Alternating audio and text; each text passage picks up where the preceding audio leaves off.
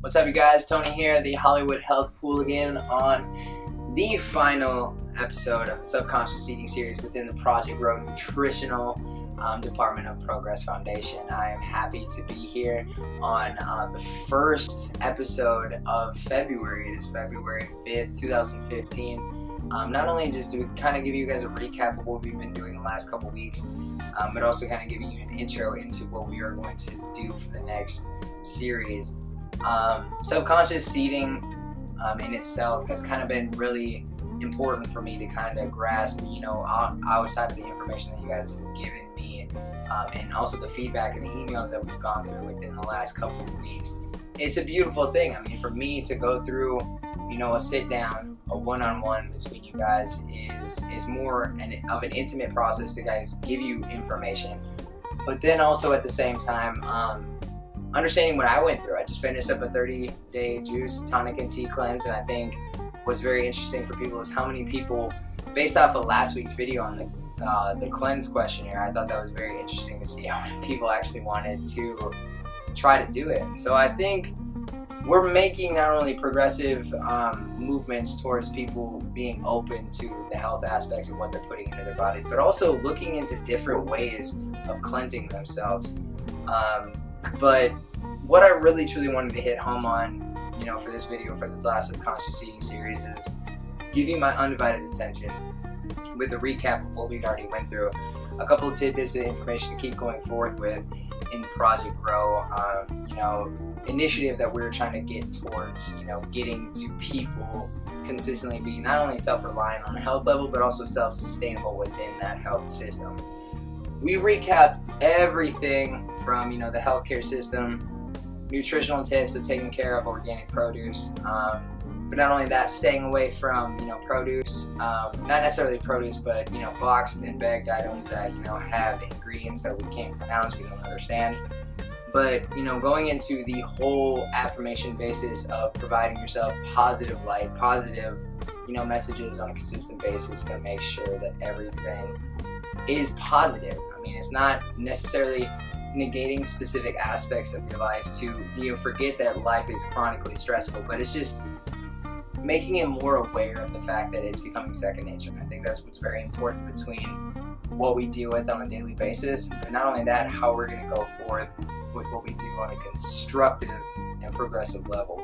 But what I really wanted to touch base on is the powerhouse of what our actual mental framework is, and I thought that was very interesting, based off the advertisement. If you see the statistics, 60 to 70% of advertisements on TV and mass media are based off of food products. And what's very interesting, and obviously I don't have television, so I can't base myself on a lot of my motivating factors, what I'm gonna do for food, based off of those advertisements. But driving back from the farmer's market on Sunday, I saw this ad, this billboard on this restaurant, this fast food chain, and it said all Angus beef, like all grass-fed Angus beef in one of their burgers. And the restaurant was Carl's Jr., kind of like Hardee's subsidiary, little fast food chain. And I thought it was really interesting. I was like, they're really trying to hit home with these people that are really serious about, if they do eat meat, they're trying to eat it on a grass-fed or organically prepared way of taking care of themselves. And I was like, how long do you think it has taken for specific, fast food chains to get to that level, get to that understanding that, grass-fed beef or grass-fed food or whatever it is when it comes down to meat consumption is actually the real deal. But then also at the same time understanding how long, these fast food chains have lied to us on a consistent basis. Is that true? Like, where's the basis? I actually went into Carl's Jr.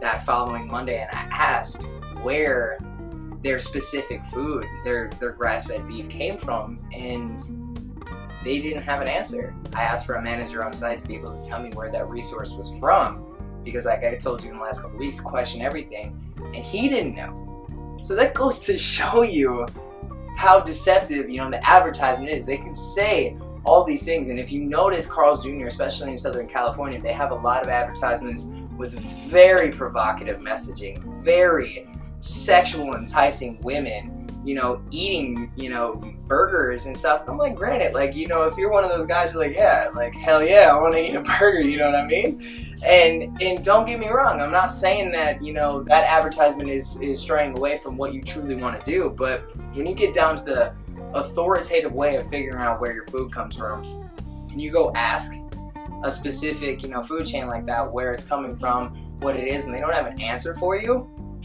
that kind of, you know, questions the actual authenticity of what they're actually advertising. So I thought that was huge, and I thought that was very huge to present to you, the Project Grow people. So keep that in mind. All advertisement is much manipulative as it is possible. Know your worth. Know that by me saying question everything, question the authority, and question the source of, you know, your food source is become more and more important on the everyday level. And, you know, just based off my experience at Carl's Jr., that's it.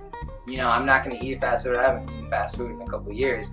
But also at the same time, just understanding is just, if they're going to put that out on mass media, the mass media is there to try to fuel that fire of making just very cheap economic decisions to just keep going for it. Because granted, you know, I know a lot of people that love hamburgers, but also at the same time, why present or advertise a certain aspect of a product that you can't, you know, verify? You don't know where it's coming from. So I thought that was very huge.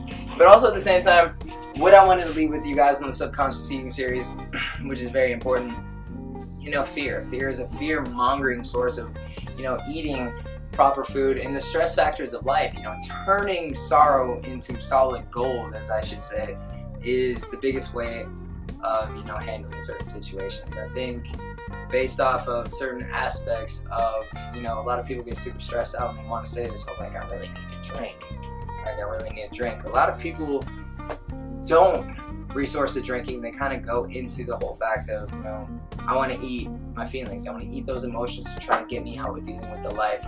You know, kind of preparing myself to go forth and handling with my next situation that I'm going to have to deal with on a consistent basis. But the fear aspect of changing in a nutritional aspect is, you know, recapping what we talked about last week, that whole behavioral psychology of eating, that support system. You need somebody there. I need somebody there. I'm thankful that I can trust myself, but also at the same time, a lot of people can't trust themselves on a decisional basis of what is nutritionally viable and what is super dense for them to actually be the best person they can be vibrantly. You know, thinking on, you know, food as a vibrant level, it's going to fuel your source of being the best person you can be. And I think when you take care of that fear aspect, that support system, taking care of certain things where it comes down to understanding stress, understanding that we're going to deal with everything on a consistent basis, but it's just, how are we going to deal with it? I think that's why Subconscious Eating series has been such a one-on-one basis between me and this camera to you guys out there viewing. You have to understand this is what's very important before making that commitment to having a nutritional lifestyle and a transition to make yourself a little bit more vibrant. You need this. I need this. I need you guys, for you to understand. Without the support system, without me understanding certain things in my life, you know, going forth in my nutritional transition, you're not going to get that certain information to be able to make that change. So to promote with change, you guys need it. You guys need it, and I want to be there for you. And I want to thank you guys, specifically Project Grow. My email inbox is blowing up. You guys are now over 75 inquiries just about certain transitions, certain aspects of where we're going, and questions that are fueling my fire to continuously teaching people. The 6 clients that I've taught, you know, within Los Angeles have constantly been feeding back, and they're like, how do we get involved with the project? How do we continuously, you know, promote this change? And it's absolutely beautiful. I can't describe to you guys in specific one word on how amazing, you know, things are turning out for, you know, not only Project Grow but Progress Foundation. I know a lot of people talking with Luke Reynolds, you know, the director of Progress Foundation. He's got a lot of love back based on his transition into veganism as well. So big ups to you, my man. I appreciate your support and helping that in that regard as well. But if you want to keep it to this simple fact in Subconscious Eating series, you know, life is too short. Life is too short to sell yourself short.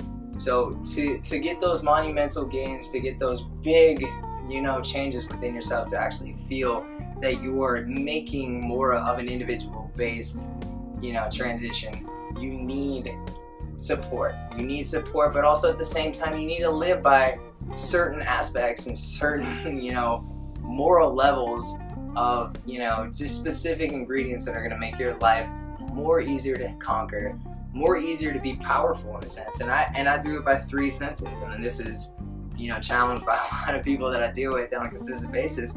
But mine are 3 things that I live by. It's logic, honesty, and love. And I think when you take those 3 and you move that into a subconscious way of thinking, everything becomes easier. And why I'm going to try to make this a little bit more attentive to you on this last video, I don't want to bombard you with information anymore unless we get into certain things like superfoods, recipes.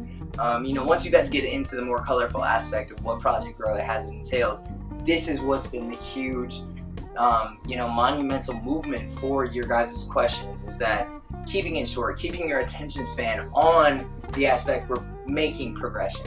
We're making progression, and once you guys feed into that concept, we're going to explore. We're going to take you all over certain aspects of Southern California to give you that vibrancy of what I'm dealing with on a consistent basis.